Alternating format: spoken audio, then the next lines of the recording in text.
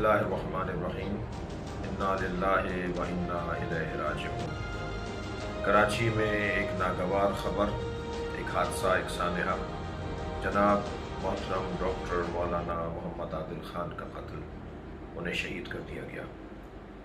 ये यकीनन उनके खानवादे के लिए, उनके शागिर्दों के लिए, उनके मदरसे के असातिज़ा के लिए, मुताल्लिक़ीन के लिए, बल्कि पाकिस्तान के मजहबी तबके के लिए, मुसलमानों के लिए, हम सब के लिए नागवार है।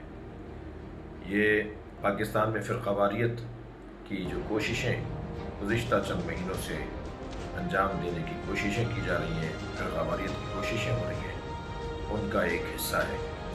और ये तीसरी ताकत है, ना ये शिया हैं, ना ये सुन्नी हैं, ना ये देवबंदी हैं, ना ये बरेलवी हैं।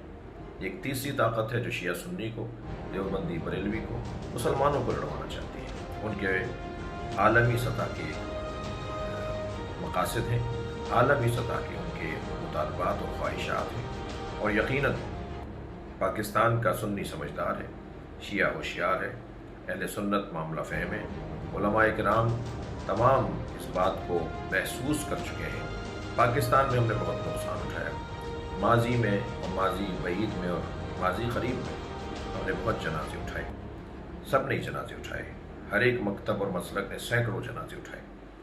आप ये बात जान लें, समझ लें कि पाकिस्तान एक आज़ाद इस्लामी मुमलिकत और एक नज़रियात की बुनियाद पर, नज़रिया इस्लाम की बुनियाद पर हासिल की गई मुमलिकत, इसमें फ़िरक़ावारियत की कोई गुंजाइश नहीं है। हम सब एक साथ हैं।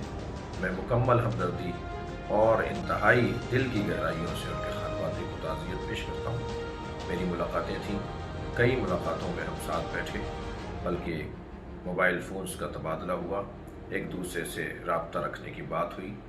और ख़ास तौर पर कोरोना से मुताल्लिक़ जब मीटिंग्स सरकारी और हुकूमती सतह पर होती थी तो हम उसमें शरीक रहते थे। मैंने उन्हें बहुत अच्छा पाया, उन्होंने मुझसे मोहब्बत का इज़हार किया।